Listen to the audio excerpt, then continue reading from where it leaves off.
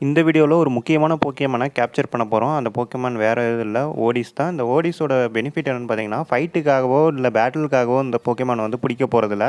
இந்த போக்கேமானோட யூசேஜே வேற என்னன்னா, இந்த போக்கேமான் கிட்ட ஸ்பெசிஃபிக்கா ஒரு அட்டாக் இருக்கும். அதுக்கு பேர் வந்து ஸ்வீட் சென்ட் அப்படிங்கிற ஒரு அட்டாக் இருக்கும். அந்த அட்டாக்க நம்ம ஃபீல்டுக்கு பேட்டில் ஃபீல்டுக்கு யூஸ் பண்ணாம, வெளிய போக்கேமான பிடிக்கிறதுக்கு வந்து இந்த அட்டாக் வந்து யூஸ் பண்ணலாம்.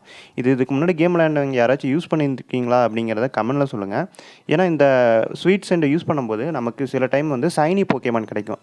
அதாவது கலர் டிஃப்ரெண்ட்டா இருக்கிற வேற ஒரு போக்கேமான் நமக்கு கிடைக்கும். நான் இப்போ உங்களுக்கு டெமோ காட்டுறேன் பாருங்களேன். இந்த ஸ்வீட் சென்ட் அப்படிங்கிற அந்த அட்டாக்க நம்ம சம்மரியில போய் குடுத்தோம்னா, மத்த போக்கேமான் வந்து நம்மள அப்ரோச் பண்ணும். ஸோ அப்படி அப்ரோச் பண்ணும்போது உங்களுக்கு ஷைனி போக்கேமான் கிடைக்கிறது வந்து பாசிபிலிட்டி இருக்கும். அது ரொம்ப ரேரா தான் கிடைக்கும். எவ்வளோ நேரம் ட்ரை பண்ணாலும் எனக்கு இன்னைக்கு வந்து கிடைக்கல. ஸோ அதனால நான் வீடியோ எடுக்கிறத விட்டுட்டேன். நீங்க யாராவது இந்த மாரி ட்ரை பண்ணி ஷைனி போக்கேமான் கிடைச்சிருக்காங்கன்னு சொல்லுங்க. இதுக்கு முன்னாடி எனக்கு வந்து பிக்காச்சுவும், ஆடிஸும் ஷைனி கிடைச்சது. ஸோ இந்த தடவ நான் ட்ரை பண்ணேன். எனக்கு வந்து ஆடிஸ் கிடைக்கல. ஸோ பிக்காச்சுவ நான் ட்ரை பண்ணி பார்க்குறேன் வேற இடத்துல போய். கிடைச்சதுன்னா நான் அடுத்த வீடியோல மென்ஷன் பண்றேன். நீங்க இதுக்கு முன்னாடி இது ட்ரை பண்ணியிருக்கீங்களா? அப்படிங்கிறத கமெண்ட்ல சொல்லுங்க. நெறைய பேர் சப்போர்ட் பண்ணீங்க. எனக்கு ரொம்பவே ஹேப்பியா இருந்துச்சு.